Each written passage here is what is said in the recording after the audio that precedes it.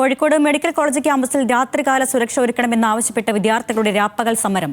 രാത്രിയിൽ അതിക്രമങ്ങൾ വർദ്ധിച്ചതിന്റെ പശ്ചാത്തലത്തിലാണ് SFIയുടെ നേതൃത്വത്തിൽ സമരം. വിശദാംശങ്ങൾ നൽകാൻ ബെൻസൺ ബാബുണ്ട്.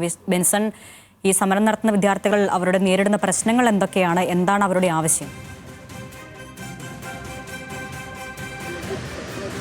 അരുണ്യ സൂചിപ്പിച്ചതുപോലെ തന്നെ കോഴിക്കോട് മെഡിക്കൽ കോളേജ് ആശുപത്രി മെഡിക്കൽ കോളേജ് ക്യാമ്പസുമായി ബന്ധപ്പെട്ട് വിദ്യാർത്ഥികൾ അവിടുത്തെ ജീവനക്കാർ അനുഭവിക്കുന്ന ഇത്തരം പ്രശ്നങ്ങൾ, സുരക്ഷാ പ്രശ്നങ്ങളുമായി ബന്ധപ്പെട്ട് പല വാർത്തകൾ വന്നതാണ്. അതുമായി ബന്ധപ്പെട്ട ഇടപെടലുകൾ പല ഘട്ടത്തിലും ഉണ്ടാകണമെന്ന ആവശ്യവും ഉയർന്നതാണ്.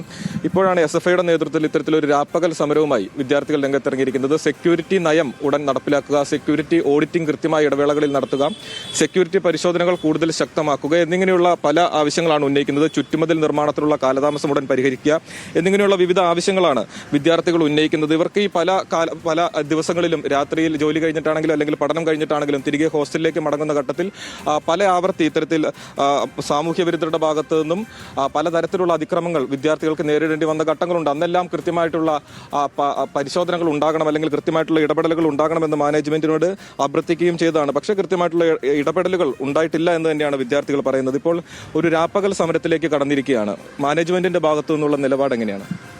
നിലവിൽ ഇത്തരത്തിൽ ഓരോ പ്രയാസങ്ങൾ ഉണ്ടാകുന്ന സമയത്ത് മാത്രം ഒരു മീറ്റിംഗ് വിളിക്കുക, എന്നിട്ട് അതിൽ ചർച്ച ചെയ്തിട്ട് കാര്യങ്ങൾ തീരുമാനിക്കാം, നടപ്പിലാക്കാം എന്നുള്ള വാഗ്ദാനങ്ങളാണ് ഇതുവരെയായിട്ട് കോളേജ് അധികൃതരുടെ ഭാഗത്തു നിന്നുണ്ടായിരിക്കുന്നത്.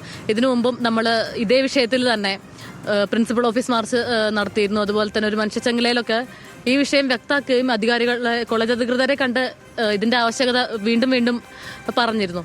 എന്നാൽ ആ സമയത്തൊക്കെ നമ്മളെ ഈ പ്രതിഷേധം നടത്തുന്ന ആ ഒരു സമയത്ത് മാത്രം കുറച്ച് കാര്യങ്ങൾ ഇത് ഉടനെ തന്നെ തീരുമാനമാക്കും എന്ന് പറയുകയും അതിനുശേഷം അതിനെ പറ്റിയിട്ടുള്ള യാതൊരു അപ്ഡേറ്റ്സും വിദ്യാർത്ഥികളിലേക്ക് എത്തിക്കുകയും ചെയ്യാത്തൊരവസ്ഥയാണുള്ളത്.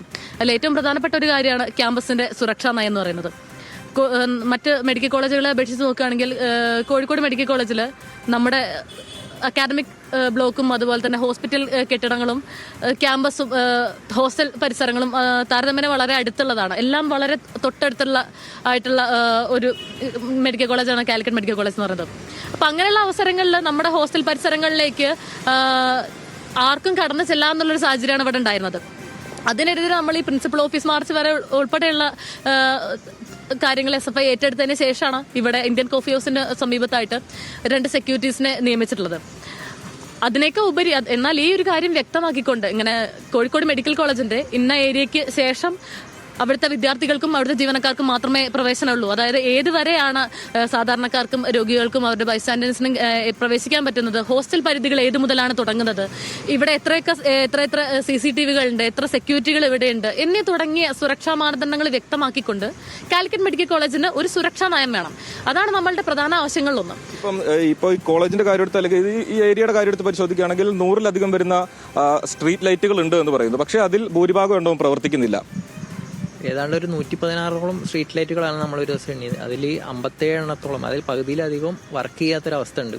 അപ്പൊ ഇതിലൂടെയാണ് ജോലി കഴിഞ്ഞിട്ട് ഇപ്പോൾ ഹൗസ് സർജൻസ് ആണെങ്കിലും ബാക്കി നേഴ്സുമാര്, സ്റ്റാഫ്, വിദ്യാർത്ഥികൾ പ്രതിഷേധവുമായി തന്നെ മുന്നോട്ട് പോകാനാണ് തീരുമാനിച്ചിരിക്കുന്നത്. രാപ്പകൽ സമരവുമാണ് SFIയുടെ നേതൃത്വത്തിൽ വിദ്യാർത്ഥികൾ നടത്തുന്നത്. മെഡിക്കൽ കോളേജിൽ ബെൻസൺ ബാബുവാണ് വിവരങ്ങൾ നൽകിയത്.